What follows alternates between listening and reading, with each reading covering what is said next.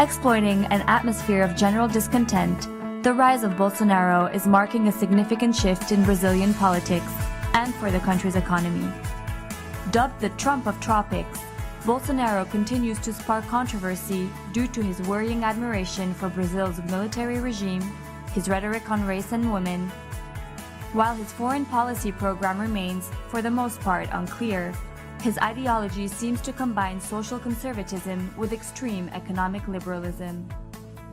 How will the rise in populism impact Brazil's economic policies? How will Bolsonaro's election change Brazil's relationship with the BRICS? Will it reduce the group's ability to push for a more multipolar world?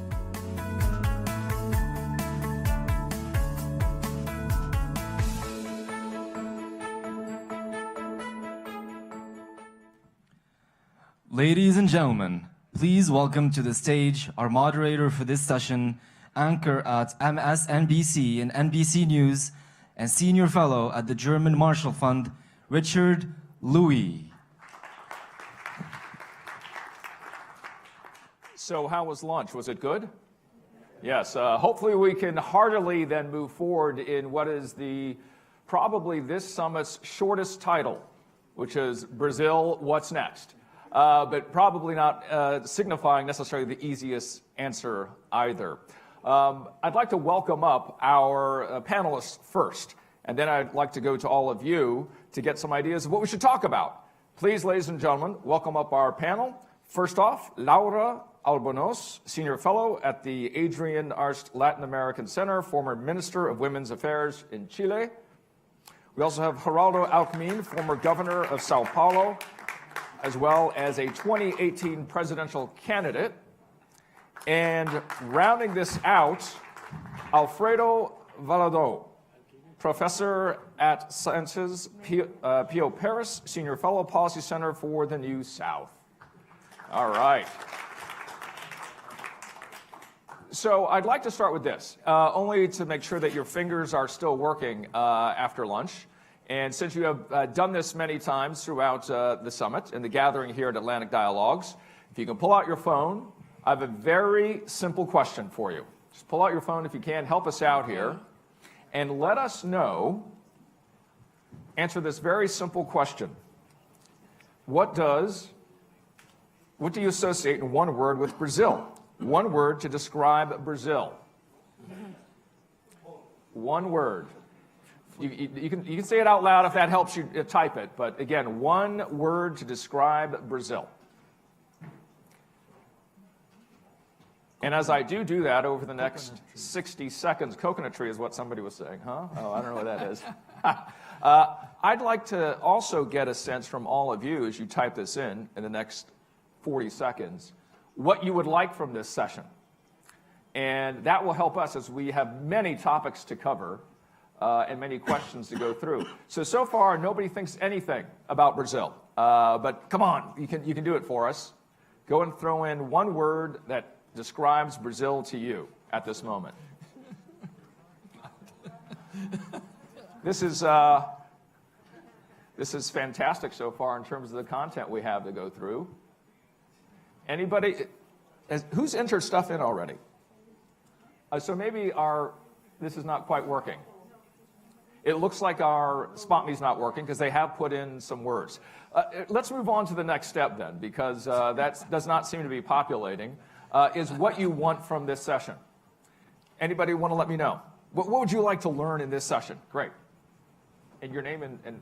My name is Isabel Sarkok. What I really would like to know is, do you think this approach in Brazil, you know, this new president, do you think he's going to succeed to really overcome Brazil's deep problems? I'm saying it from the point of view of being in America under Trump, and I'm trying to find out whether other countries would do better than we do. Okay, fantastic. What would you like out of this session? Will Brazil remain within the BRICS? Will it remain in BRICS? That was one of the questions in the video, right? How about you, sir? You don't have no questions. All right, great. Basically, what's happening in Brazil, is it the beginning of a trend in Latin America or the end of of populism. An end or beginning? Yes. End or beginning. How about you, ma'am? What would you like to learn in this session? Will women come to power? Women come to power. Great, fantastic. We're the emerging leaders in this room, by the way. Do we have any emerging leaders in here? Oh, we have one in the back, and I will come to you shortly, and then we'll get moving very quickly here. Hi, my friend. Thank you. The traditional political parties have been crushed in the last election. What would that mean in policymaking in the next couple of years? Will that mean Congress is going to gain new leadership and hence new powers, or its power is going to diminish, or we are going to be facing a business as usual situation when it comes to the central government dealing with Congress? Fantastic, an expert right here. I'm talking to, and finally, very quickly here, I'm going to run back to our emerging leader who is emerging from the back of the room. Hi, I'd like to know is your opinion of how much Bolsonaro will be able to really put people together, since the country is in a big divide nowadays. Bring the country together, that's the question. Okay, unification. Yes, yes, yes, please. Le poids de l'Église évangéliste dans l'avenir. Okay. Yes. Brazil and the new policy on climate change. Okay, pulling from the last session. That's right, that's right. Okay, great. So we've got a sense of what folks want to talk about. Mr. Governor, I have to start with you. Because as you just went through, what shall we say, a very exciting election, what would you say, what is Brazil now? For those who are just joining the conversation, what is Brazil today?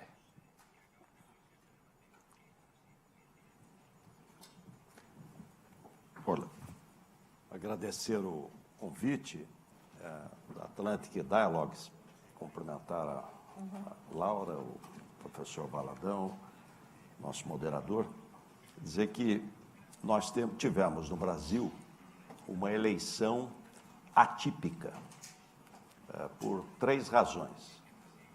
A primeira, como não houve a reforma política, o Brasil tem 35 partidos políticos. Então, houve uma fragmentação muito grande na eleição.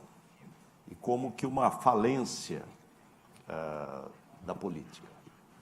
O segundo fato foi a prisão do ex-presidente Lula, o maior líder da oposição. Prisão não política, mas prisão. E o PT se vitimizou. Finalmente, a facada no Bolsonaro, que aí inverteu. Ele se vitimizou e acabou polarizando a eleição entre PT e anti-PT.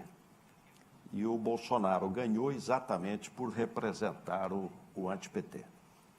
Eu acho que o Brasil vive um bom momento econômico, pode estar iniciando um período de retomada da economia, tem um grande desafio fiscal, porque o ano que vem será o 6º ano de déficit primário, com endividamento crescente, mas boa possibilidade de aprovar reformas constitucionais, como a reforma da Previdência, extremamente importante, reforma tributária, para simplificar o modelo tributário, reforma política, essencial, e reforma de Estado. Então, eu diria que esse ano próximo será um ano decisivo para saber se efetivamente as reformas vão ocorrer ou não. Mas o cenário econômico é um bom cenário. O Brasil passou por uma profunda recessão nos últimos anos e pode, sim, ter mais investimentos e retomar a sua atividade econômica de maneira mais forte. the past you're saying here, Mr. Governor, will indicate the future, the success of Brazil over the decades and what it's meant not only to the region, but to all of the Atlantic countries, certainly. Madam Minister, to you on this, as we have looked at what Brazil might mean today, what does it mean for the other 10 countries, you having the hat from Chile on for a moment, what does it mean for the other Atlantic countries in South America, the other 9? Muchas gracias por la invitación también. Si uno tuviera que describir a Brasil en una palabra, diría que es un gigante. En América Latina lo es, y lo es también en su liderazgo regional respecto de alianzas estratégicas como ha sido Mercosur u otras que han significado el poder trabajar conjuntamente las diversas economías de nuestra región. Ahora, cómo este gigante se proyecta a las otras regiones del mundo es un pendiente que, como dice el gobernador, está por verse el próximo año. Los anuncios realizados por el actual presidente o el presidente que va a asumir el 1 de enero están por verse su cumplimiento. Nada se puede cambiar mucho en 4 años de gobierno, lo conversábamos con el profesor hace un momento atrás. Para todo aquel que espera grandes cambios, la verdad que se puede quedar sentado esperando porque ningún gobierno tiene esa posibilidad de hacer grandes transformaciones. Pero yo sí espero que Brasil realmente, muy honestamente, pueda seguir manteniendo ese liderazgo junto con otras potencias importantes como Argentina, como México en la región, que permitan que la región pueda tener un mayor contacto con otras regiones importantes como la que estamos ahora. Yes, and those contacts being so important. Alfredo, you've seen the headlines. We certainly have, some of us have written them about this very topic, about what Bolsonaro means for the idea of new leadership. What does leadership mean now in the Atlantic countries, specifically when we look at South America? What does Bolsonaro's election mean for neighboring countries about what is the effective solution in leadership? This is a tough question. Well, they should be not easy, I hope. And first of all, I think that there were so many catastrophic predictions about Brazil in the last 2-3 months. I would like to start with the old Brazilian saying, Brazil will not disappear in the hole because it's bigger than the hole. This is the first thing. The second thing I wanted to say is that I don't want to be Pollyannic, but we had a show of democracy. I can't remember any time when you have so many people completely engaged in a democratic debate, even with anger, with fights, with families that divide, etc., etc., etc. And then, the day of the election, everybody went to the polls. 3 hours later, we had the results, and nobody contested the results. And then we had polls that said that 70% of the Brazilians still think that democracy is the best regime. So let's look at it. That's point number one. Democracy is working. Yeah. Second point, the Brazilians were confronted with an impossible choice, and the government said it quite really, with phantasmagoric things.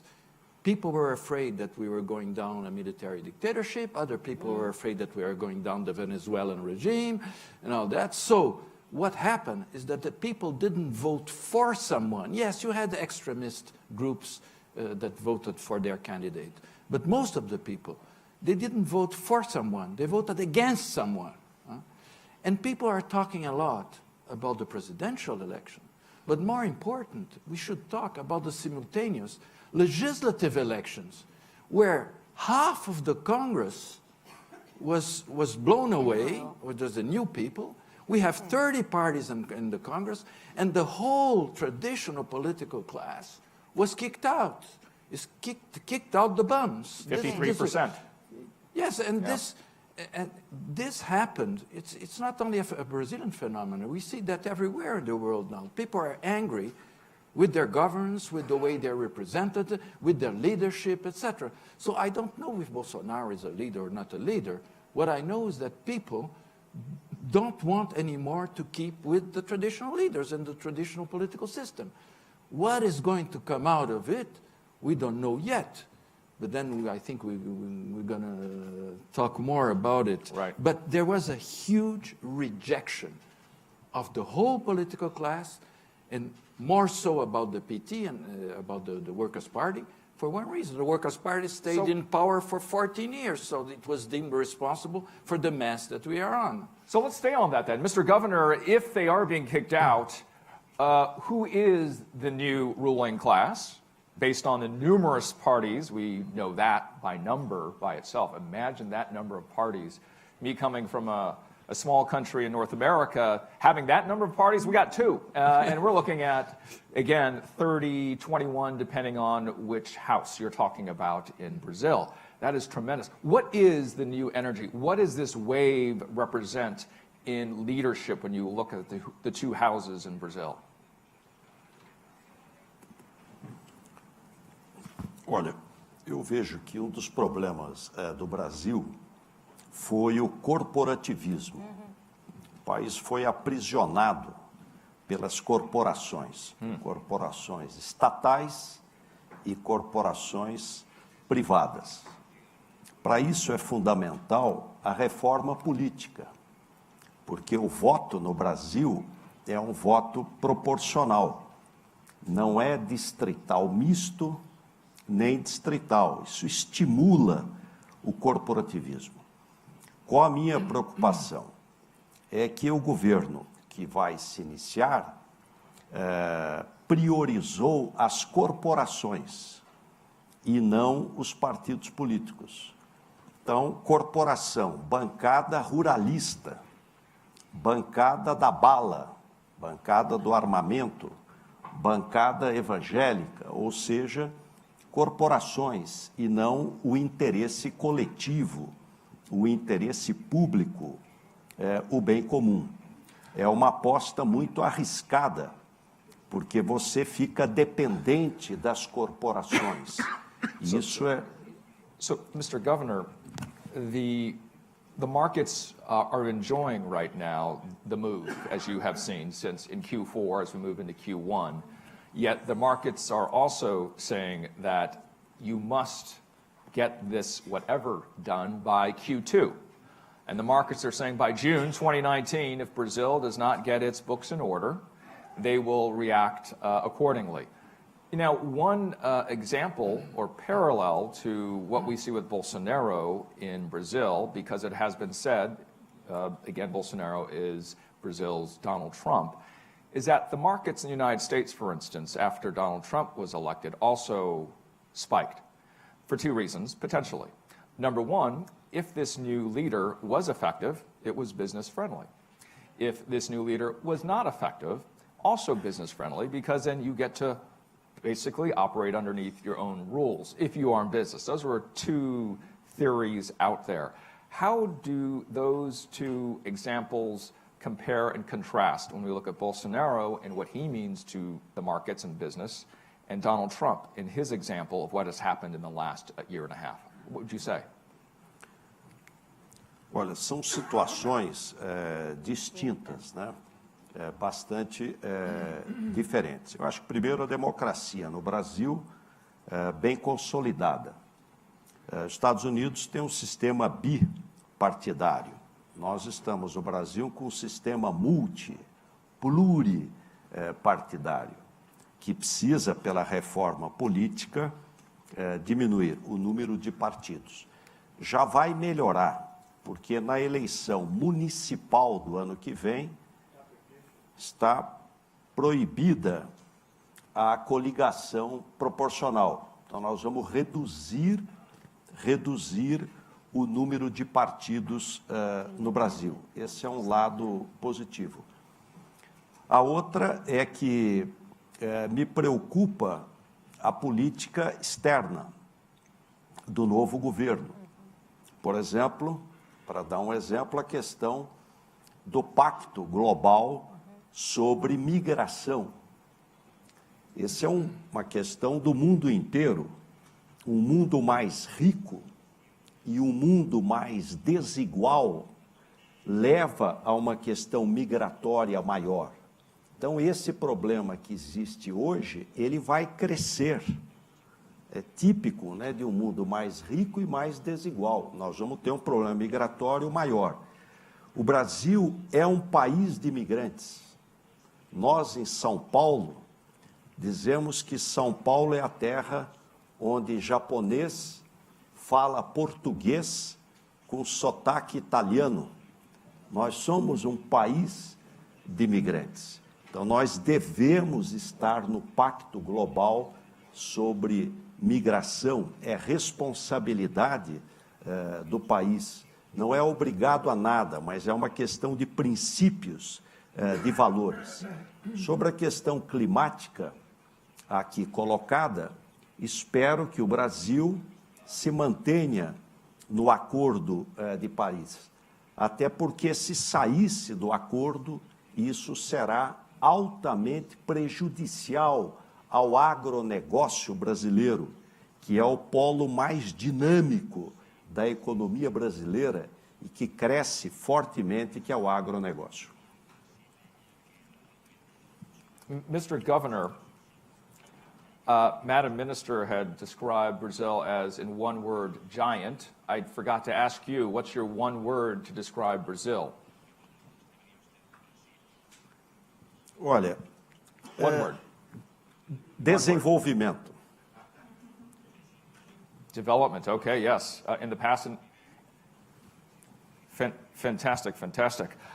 Madam Minister, since we are looking at that comparison of leadership, and then we'll move on to other topics here, of what Bolsonaro means. One of the criticisms of the current president-elect is that he has used language that is, well, racially charged, racist, some are saying, misogynistic, some are saying, anti-immigration, some are saying. And when we look at all of that put together, why did that, what would normally be third-rail language, not be third-rail language in this election? I mean, you don't, third rail, I mean, don't touch it. Don't use that. You know, like on a train track, the third rail, which is electricity. Sí. Algo que decir respecto de los liderazgos. Hay un dicho muy tradicional que dice que los países tienen los gobiernos que se merecen. Y cuando vemos este surgimiento de ciertos sectores en América Latina que justamente han emergido con mucha fuerza en las elecciones recientes, uno observa que en gran parte esos hechos responden a una situación puntual de polarización de las élites, de déficit de las élites gobernantes, fuertemente arraigados en casos graves de corrupción, y en donde particularmente hay emergencias importantes de nuevos sectores de liderazgo, que yo creo que hay que darle espacios para que surjan, pero al mismo tiempo hay que estar muy atentos al respecto de cómo estos nuevos movimientos instalan discursos que atentan contra los derechos humanos ya reconocidos, aunque sea solo en el discurso. Se observa con preocupación el discurso racista, el discurso contrario a la migración. Lo digo con responsabilidad. Chile, mi país de origen, no suscribió el Pacto Migratorio de Naciones Unidas la semana pasada, y esto nos preocupa el discurso misógino y que intenta reducir el rol que debe tener la mujer en nuestra sociedad latinoamericana. Entonces sí, yo creo que aquí hay un desafío importante a la hora de observar con prudencia, pero también con atención el cómo se instalan estos sectores, entre comillas, de conservadurismo extremo, que pueden hacer retroceder en lo que la región ya obtuvo y cómo se proyecta eso hacia los otros países, los otros continentes. So you know a little bit about this, and it comes to the question of gender equality and women. Given the thematics that have come out from the last election, there was the hashtag not him during the election. This is a large gathering of feminists, whether they be men or women, saying just not him. Sí. What does this mean going forward in terms of women and the involvement in the economy? Number one. Number two, as well as cultural leaders in Brazil, based on his language that was very misogynistic in the past. Sí, y no es solo el lenguaje, también tiene que ver con el proceder. Uno observa el nombramiento de un gabinete que tiene poco de igualitario a la hora de incluir diversidades. Yo creo que es poco concebible pensar en superar nuestras inequidades en América Latina y en el mundo si seguimos concebiendo que la economía la administra un sector de la población, blanco, hombre, rico, un determinado sector. Es un error pensar que las economías van a avanzar si las mujeres no tienen un rol preponderante en el desarrollo económico.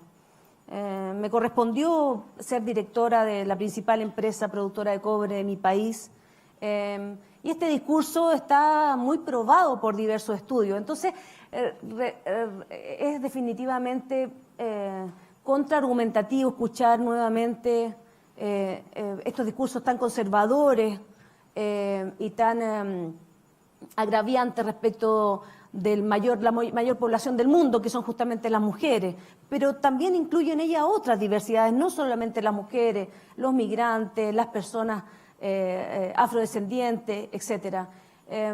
Yo creo que en ese ámbito de cosas el mundo ya dio un paso hacia adelante y creo que va a tener que, sinceramente, quienes quieran instalar este discurso, readecuarlo prontamente para lograr algún tipo de comprensión de parte de la población.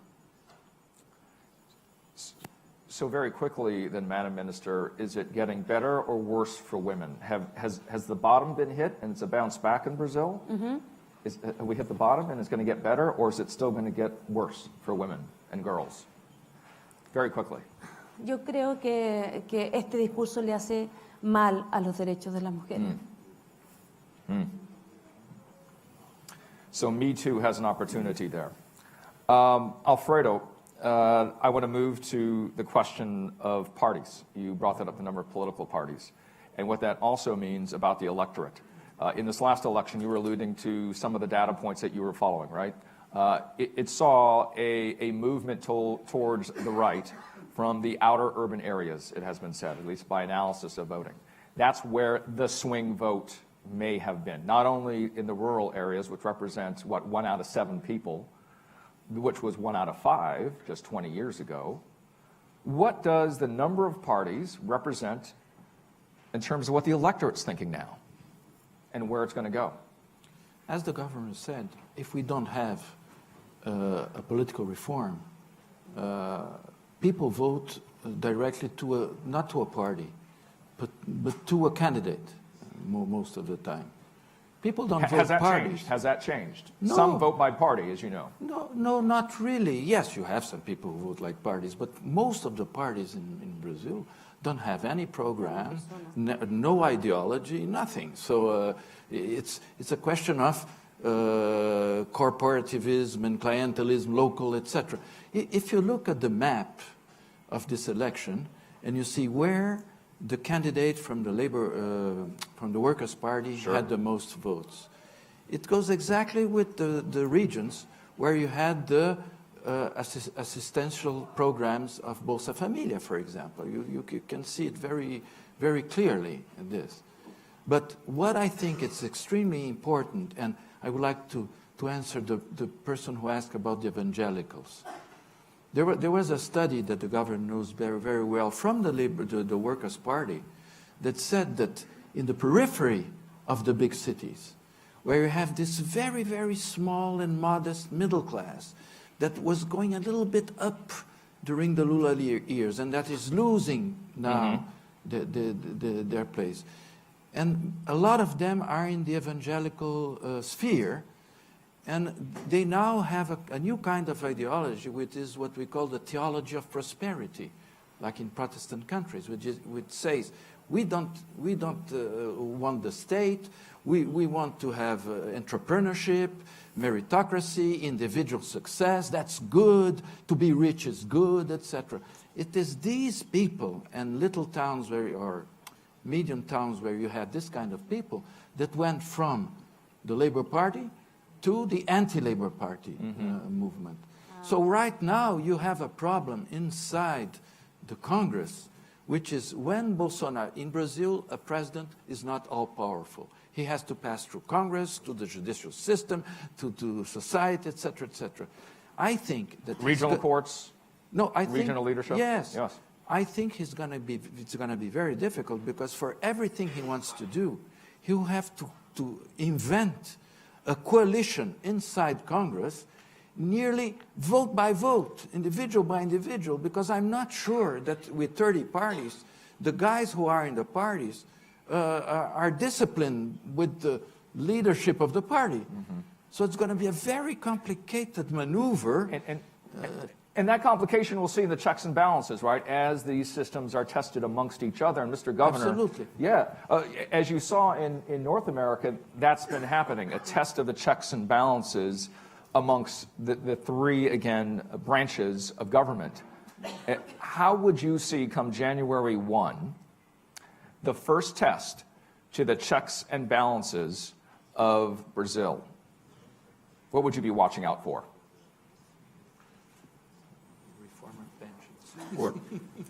O Brasil tem uma Constituição muito detalhada, uma Constituição pré-queda do Muro de Berlim, portanto, muito detalhista. E, portanto, as mudanças todas precisam ter reforma constitucional, tributária, previdenciária, reforma de Estado, reforma política. E isso demanda 3/5 dos votos em 2 votações, na Câmara e no Senado. Um grande desafio. De outro lado, o modelo presidencialista dá muita força a quem foi eleito. Então, o presidente eleito, no caso o Bolsonaro, no primeiro ano de mandato, tem muita expectativa, muito otimismo, muito boa vontade, e precisa aproveitar rapidamente esta lua de mel, né? Aproveitar essa lua de mel para implementar estas reformas constitucionais. O meu partido, por exemplo, o PSDB... How long is the honeymoon going to be? Meses. Tem que ser rápido. O primeiro ano é central. Né? 3 months. Primeiro semestre. Importante. Não pode perder tempo. E a expectativa é boa. Eu vejo no Brasil uma possibilidade de o início de um ciclo econômico de crescimento mais forte. Quer dizer, o início de uma retomada da economia com crescimento mais forte. A questão central é fiscal, porque a inflação está baixa, os juros está baixo, há uma expectativa de crescimento boa, agronegócio muito forte. Isso vai ajudar também, tem a questão mundial, né? O Brasil ficou muito isolado do ponto de vista de comércio exterior, precisa fazer mais acordos comerciais. Acho que é um equívoco não priorizar o Mercosul, um equívoco, porque o regionalismo é importante, não só do ponto de vista econômico, comércio exterior. A Argentina é um importante parceiro comercial do Brasil, mas também de segurança, fronteiras. Nós temos um problema grave de tráfico de drogas, tráfico de armas. Temos que aproveitar os BRICS para poder, o banco dos BRICS, para financiar a integração latino-americana, do ponto de vista físico. Então, acho que há bons desafios aí pela frente, mas vai precisar ser rápido nesse início. Madam Minister, as we look at recent reporting, it is said that as Bolsonaro looks forward to the honeymoon and post-honeymoon, that he would consider or potentially enjoy taking on a leadership role in the region. What does that mean for South America? What does it mean for the countries that are in the new South, if you will, the Atlantic countries? What is that brand? You can bring in the ideas of populism, nationalism, whatever else you'd like to bring in. Es difícil no confundir entre lo que uno puede prever y lo que uno desearía. Yo, pensando que Brasil constituye el 12%, o mejor, perdón dicho, el 50% de los 12 países de América Latina del capital, del Producto Interno Bruto, el 50% de 12 países de América Latina, este gigante tiene un rol preponderante. Yo dije hace un momento atrás que uno esperaría que se pudiera separar entre aquello que fue la campaña electoral versus lo que va a suceder realmente cuando el gobierno asuma. Por de pronto, el ministro del presidente Bolsonaro hizo algún anuncio respecto de Mercosur en el sentido de que esta alianza no tenía importancia, pero el presidente Bolsonaro comprometió su primera visita, luego asumido a Chile, justamente intentando acercar posiciones, no a Argentina, lamentablemente, pero sí a Chile, y yo creo que no va a dejar de cumplir un rol en América Latina. Sería imposible retroceder en ese sentido. Y yo además pienso que no lo va a hacer porque además lo necesita. Tuvo ahí una hegemonía política muy importante durante todo el periodo en que ha tenido vigencia el Mercosur y otras alianzas en la región. Ahora, solo agregar que yo creo que Brasil, como dijo el gobernador, necesita una apertura económica, es una de las economías más cerradas de la región, y esa apertura económica, por cierto, la encuentra en esta alianza sur-sur.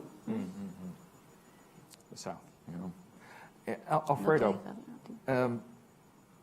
let's consider this idea of my pen falling on the ground first. Alfredo, let's consider this idea that has seen itself across at least the northern Atlantic countries, where we have seen a move away from multilateralism, certainly. The idea of my country, you put the name in and you put the word first after it. So where is South America going with this development in Brazil when we look at the ideas of multilateralism and unilateralism? Well, first, it's not a question of choice.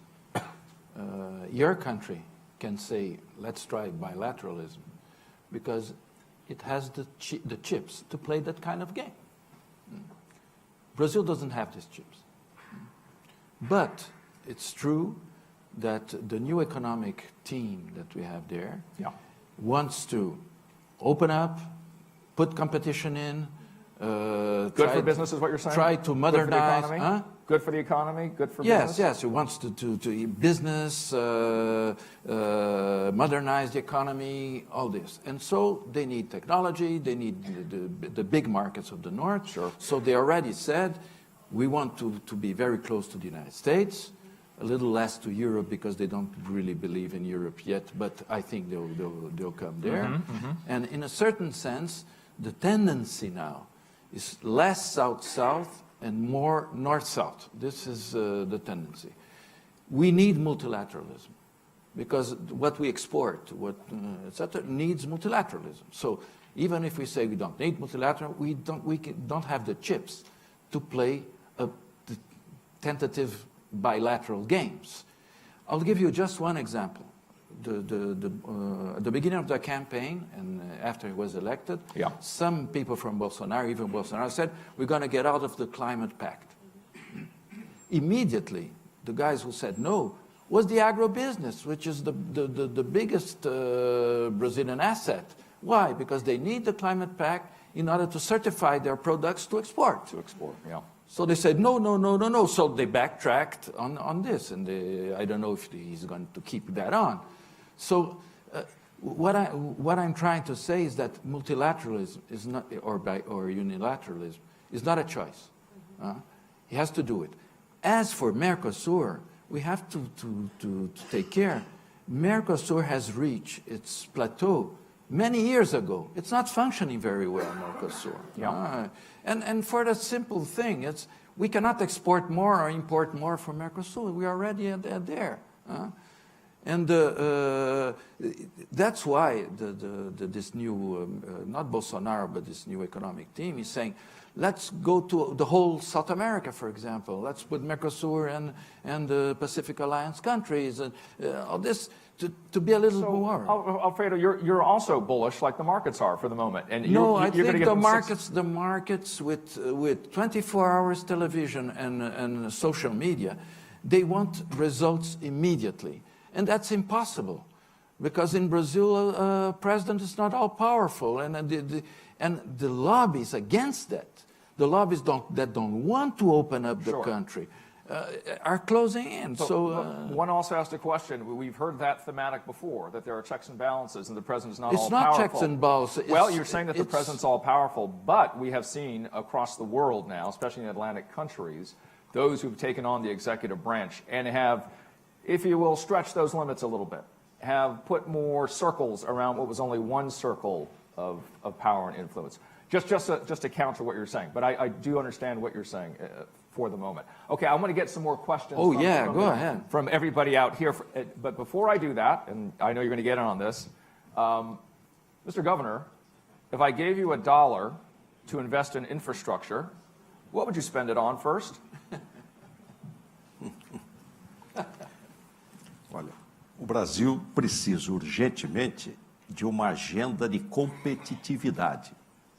Por que a economia é fechada? Porque ela tem baixa competitividade. O Brasil ficou um país caro, extremamente caro. Custo do dinheiro, impostos, falta de logística e burocracia. Então precisa de uma agenda de competitividade. Reforma bancária, reforma tributária, logística. O governo não tem dinheiro para investir.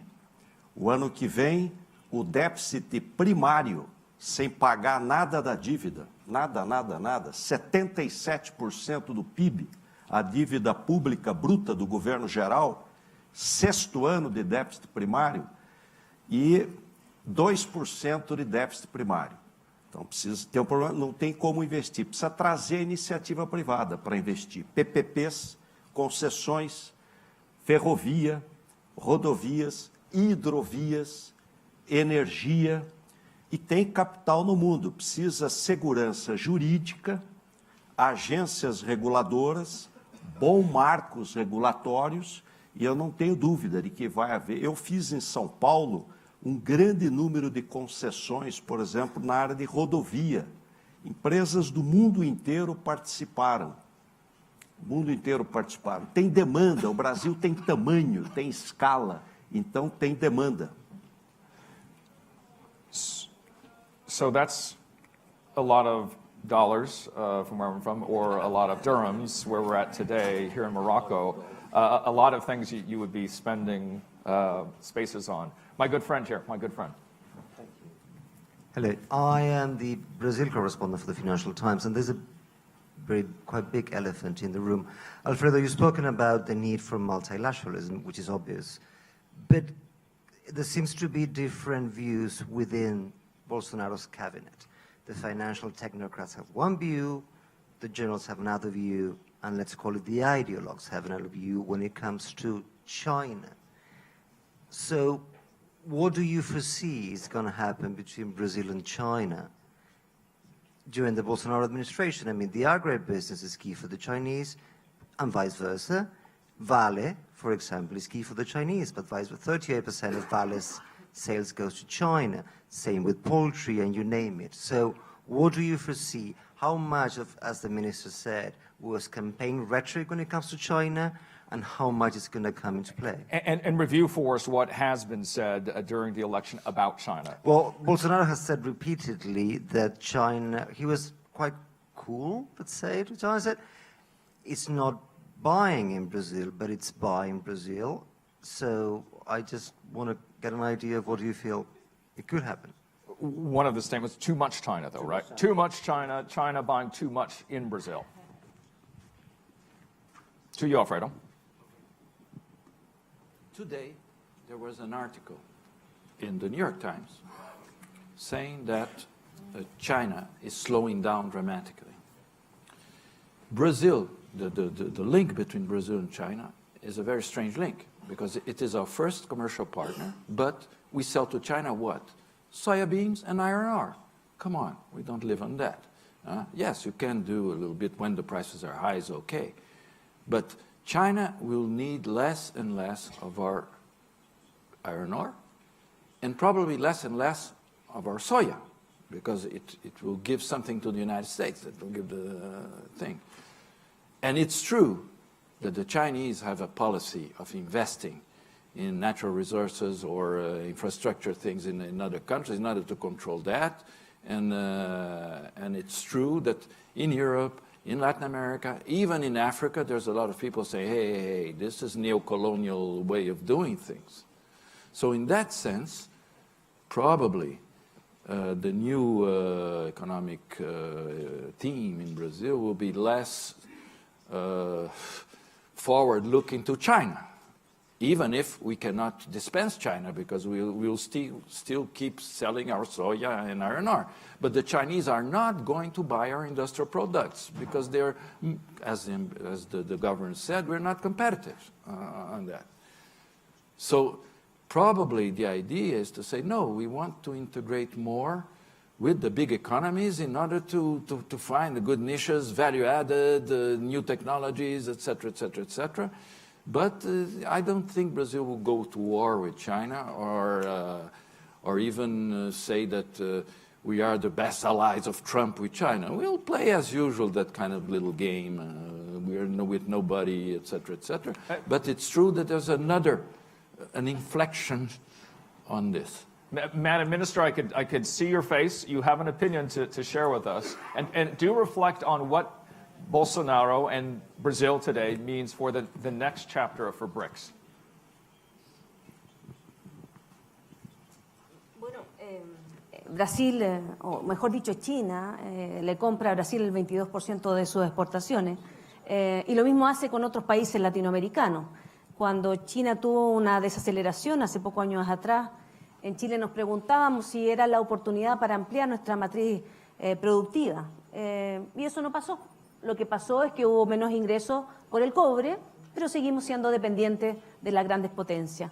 Por lo tanto, yo veo poco probable que efectivamente alguno de los países latinoamericanos, conforme está estructurado hoy día su matriz económica, pueda a corto plazo desprenderse de la potencia mundial. Yo creo que en eso es ser iluso. Sí hay que invertir y hay que proyectar lo que dice el gobernador, las inversiones, abrir la economía, pero eso toma bastante más que un periodo presidencial. Great. Thank you so much. And I have a question right. Boa tarde, meu nome é Isabela Carvalho e como uma das lideranças da sociedade civil no Rio de Janeiro, em São Paulo, uma das minhas grandes preocupações é essa campanha que tem sido feita contra os movimentos sociais e colocando os ativistas de direitos humanos quase como terroristas. Então, qual o papel que os senhores veem das ONGs, dos movimentos sociais, dos empreendimentos sociais nos próximos 4 anos, além da agenda financeira e econômica? I think, Mr. Governor, this question is for you. Olha, eu vejo como essencial a participação da sociedade civil. Não há governo ruim para a sociedade organizada. Então, mais do que nunca, nós precisamos da organização e da participação da sociedade civil. Eu acho que, mais do que nunca, isto é necessário. E também acompanhar o trabalho do Congresso Nacional, porque nós vamos ter grandes discussões, debates no início do próximo ano. Então, eu diria que nós temos 3 fases. Essa primeira, até a formação do Ministério, até a posse, 1º de janeiro, uma fase de boa expectativa. Depois, um entusiasmo legiferante com os novos legisladores, que a sociedade precisa acompanhar. E a terceira, a economia. Aí são as reformas. E aí vem a questão do comércio exterior. O Brasil, para poder crescer mais, precisa abrir mais a economia e com uma agenda de competitividade. Veja que a disputa comercial Estados Unidos e China, o que aconteceu? O Brasil dobrou a sua venda de soja para a China.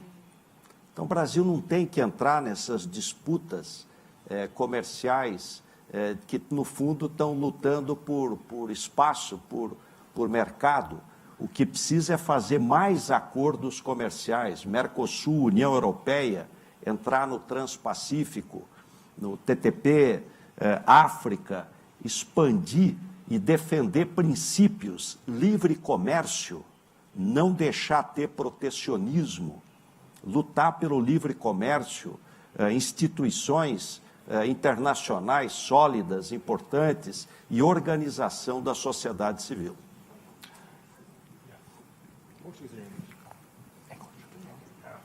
My question is to the governor, Marcos Freitas from Brazil. Now, Governor, what I wanted to know is, why do you think Brazil cannot turn the page on many of these issues that are always raised? What is the impediment that Brazil always has that, it becomes the country of the future, repeating, and it never turns the page? Why is that, and how can we solve it? And if you can do that, Mr. Governor, in 60 seconds. O Brasil entre a década de 30 e a década de 80, durante 50 anos, foi o país que mais cresceu no mundo. Cresceu, em média, 5% ao ano. Na década de 70, eu era prefeito da minha cidade natal, em São Paulo. O Brasil crescia 12% ao ano, o PIB, 12% ao ano. O que aconteceu que de 80 para cá passou a ter um crescimento menor? O Brasil ficou caro. O Brasil precisa ter uma agenda de competitividade. Esse é o desafio. Abrir a economia, participar do comércio internacional, uma economia muito fechada, precisa abrir a economia e precisa ter uma agenda de competitividade. Fazer reformas, como a reforma da Previdência, essencial. Um país jovem como o Brasil tem uma despesa previdenciária altíssima. Reforma tributária, um modelo muito complexo do ponto de vista tributário. Reforma de Estado, modernizar o país. Reforma política, o modelo político está equivocado. Aí troca, depois vê que também não resolve. Há um princípio em medicina, eu sou médico, que diz: suprima a causa que o efeito cessa. Nós só agimos no efeito, não agimos nas causas. A reforma política é central. A eleição do Bolsonaro é a resposta à falência da política, à falta da reforma política. Thank you, Mr. Governor. I have 2 questions on this side for the panel. If you can keep your questions to 30 seconds, that'd be great. UNICEF from United Nations. Mi pregunta es para la señora ministra de Chile. Quería saber si lo que está pasando ahora en Brasil es una ola un poco similar a lo que pasó antes con Lula, con el chavismo, con Rafael Correa. ¿Ese será el contrario? ¿O si es solamente un fenómeno que se va a parar después del presidente de Brasil? Gracias. Consistent question. Your question? Yeah. Thank you. Well, actually, my question is related with this one. Well, actually, Brazil, together with Mexico and to some extent Argentina, they used to be known for models of development in Latin America, but due to a function of factors, many factors, including the debt crisis, well, many people describe Brazil as a stagnated state in terms of development rather than a model of development. So which one describes Brazil this time? Is it stagnation or development? Stagnation or development. And we're down to 5 minutes. So Madam Minister, question directly to you, and then Alfredo, you can answer the last question there. I'll go to this side, please. Please. Si es una tendencia, no lo sé. En la medida que los países sean capaces de enfrentar lo que provoca esta tendencia, la desafección de los ciudadanos, la crisis institucional, la crisis de la democracia, los niveles de corrupción o casos de corrupción que han involucrado a actores relevantes de los sectores políticos de los países, si tomamos las providencias necesarias para evitar que eso continúe repercutiendo como ha repercutido en América Latina, es posible que esto sea solo una tendencia o un hecho en Brasil. Si no somos capaces y esta élite sigue actuando de manera hegemónica, endogámica, es evidente que vamos hacia una instalación de los populismos o de ciertos nacionalismos en la región. Yo tengo la esperanza de que los ciudadanos puedan ser más sabios y las élites también puedan retroalimentarse, renovarse y entender que un buen gobierno, un gobierno probo, abierto en el mercado, capaz de dialogar con otros de manera multilateral, es lo que América Latina necesita para superar la situación de inequidad en la que viven particularmente los sectores más vulnerables de la región. Thank you. 30 seconds to you, Alfredo. 30 seconds. 30 seconds to Oh, answer the my question. God. My God. I'm going to keep you on it. Stagnation or development. The governor really said what you have said. If we are not competitive, we're going to stagnate. But the problem is all the reforms we have to do, all the things we have to do goes against established interests. And these established interests don't want to change. They are there, they're corporativist. I prefer to say Brazil is a clientelistic system. In the last 200 years, it worked like this. Today, you cannot go there anymore. It's not sustainable anymore. The political crisis shows that. So what I fear, I hope that this new government will try to go further, but I fear that with all these resistances, maybe we're going to get another 4 years of doing nothing and struggling through and making little things. So I hate to ask you this, I fear. but is it stagnation or development? I hope it's development. Do you think it's I fear it's stagnation. Okay, so I got the answer for you at the end. How about that, all right? You owe me a drum or two. So the emerging leaders in the room right now, could you please stand? Is there still only one or none? One, okay, good. One, we have another emerging leader, and I'll get to you, sir, just shortly. Any other emerging leaders? No, that's it. We just, two. If you could stand, I want questions from you now. I'm an alumni, so maybe the Oh, one no, of this year. go ahead. 30-second question. I was just listening and learning. I don't have much clue on. I'm learning now. Okay, you're learning. Okay, how about you then? We have to go to our emerging leaders here. Right? Okay, do you get a 30-second question, please? All right. I'm Brazilian as well. I'm from São Paulo, where the governor was governor for 20 years or more. And You've heard of him? Yeah, we know each other. Yeah. So my question is, it's interesting to see what you were saying, but you were talking in a perspective of someone that didn't have political power or decision-making power, but you too have. And then my question is, all the reforms that you were mentioning, why prevent you to implement these reforms before? Very good. Okay, and Mr. Governor, please, if you can answer that in 60 seconds. Please, because I have one more question here. Thank you. Olha, não são reformas fáceis. Tá? A reforma trabalhista foi feita, uma reforma importante, modernizando as relações de trabalho no país. A reforma, é difícil imaginar que em ano de eleição, e ainda mais no caso do presidente Temer, que é uma boa pessoa, mas não teve voto nenhum, que teria força política para fazer reformas constitucionais. Por isso eu destaquei a importância desse primeiro ano.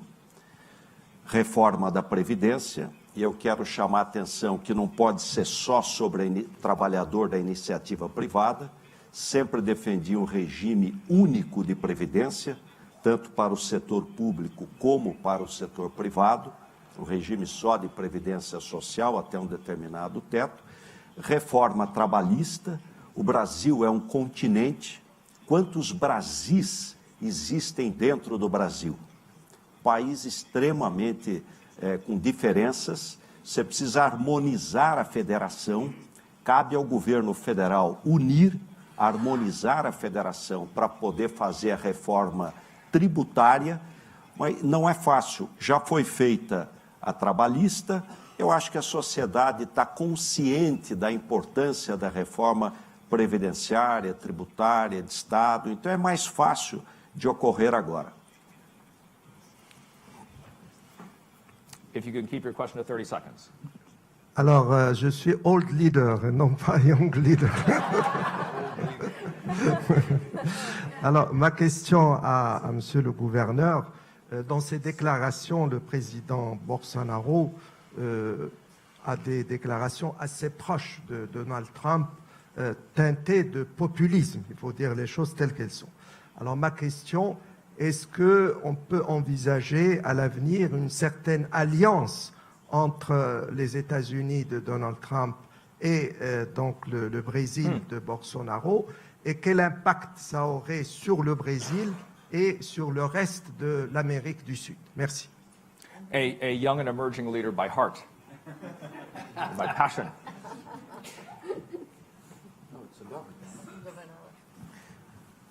Olha, 60 seconds, please, Mr. Governor. O Brasil sempre teve boas relações com os Estados Unidos, é um parceiro importantíssimo, uma potência verdadeira. Agora, o Brasil não deve entrar nessas disputas comerciais, né? Estados Unidos e China. Deve ficar fora disso. Aliás, essa é a tradição da diplomacia brasileira. Quando se quer transferir a embaixada do Brasil de Tel Aviv para Jerusalém, é um equívoco. A história da diplomacia brasileira é de dois estados, é de árbitro, de ser um conciliador. Então, eu vejo que há uma boa possibilidade de ter um entendimento melhor Brasil e Estados Unidos. Agora, o maior parceiro comercial do Brasil é a China hoje. E precisa expandir os acordos comerciais. O Brasil ficou muito limitado nesses últimos 15 anos. Praticamente fez 2, 3 acordos comerciais de pequena monta. Então é preciso fazer um esforço. Mercosul, União Europeia, África, países do Pacífico, tentar entrar no Transpacífico, né, no acordo. Eu acho que esse é um grande desafio. E não ideologizar, né? Não ideologizar a diplomacia brasileira. Será muito ruim para o interesse do Brasil. I think he meant yes. Yes. Dear God. So we've reached the end of our session, and I would like you to keep your headphones on. I did not tell you I was going to do this. But if you've watched me do panels before, I finish with something called a lightning round. I get to say as many words as I want. You, unfortunately, can only say one word in reaction. One word. Una palabra, nada más. Okay? One word, and we'll get it done. Okay? It'll be, we can cover more ground that way. Are you ready for this? Okay. Madam Minister, thank you. Let me start with this. Business investors. Confiança no Brasil. That's 2 words. 3. Confiança. Yeah. 3. A lot of dashes. Esperanza. Esperanza. Clientelism. Oh my God. I think, was that in English? Brazil is ranked 102 in press freedom. The importance of press freedom to the culture and the country of Brazil. Immense, enormous. Es preocupante. Preocupação. Eu acho que sim, eu acho que são momentos de esperança, Thank you. Hope. Okay, we'll stick with that. The evolution of those who have been overlooked. The voters and the citizens of Brazil who've been overlooked, their future. Eu acho que desenvolvimento. Oh. One word. Oh. Incertidumbre. To you, my friend. One word. It One depends. word. Depends.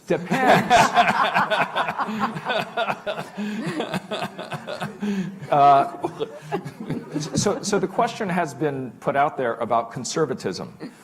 Where is conservatism going in South America based on the data points we have from the Brazilian election. What is this idea of conservatism in South America? Because you frowned. It's a false idea. False/dash idea.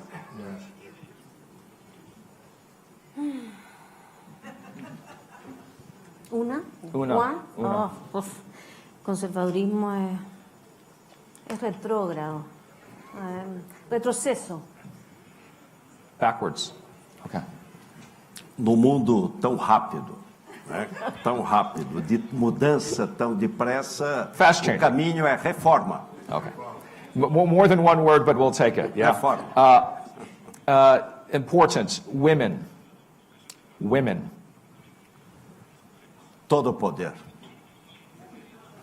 All powerful. Yeah. Dos palabras. Okay. Es el elemento de desarrollo. Es el factor de desarrollo de América. Interesting. It's half of society. If we don't have them, we're doomed.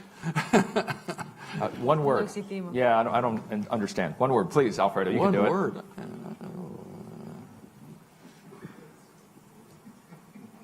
Our champions. Champions. Okay.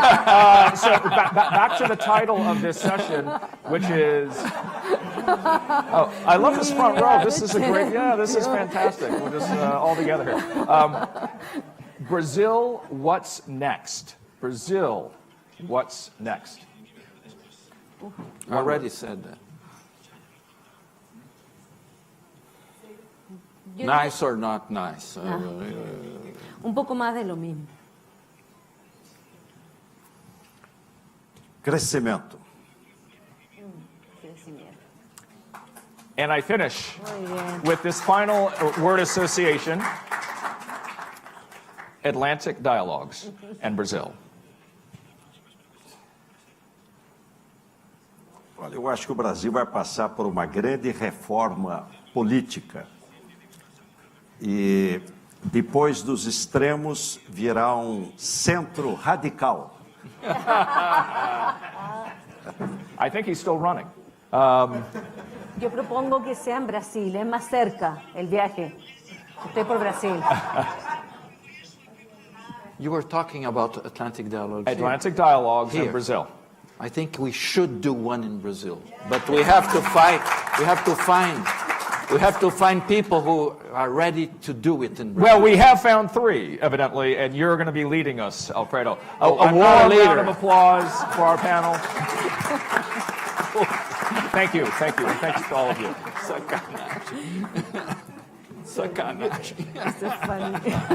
Ladies and gentlemen, this marks the end of our session.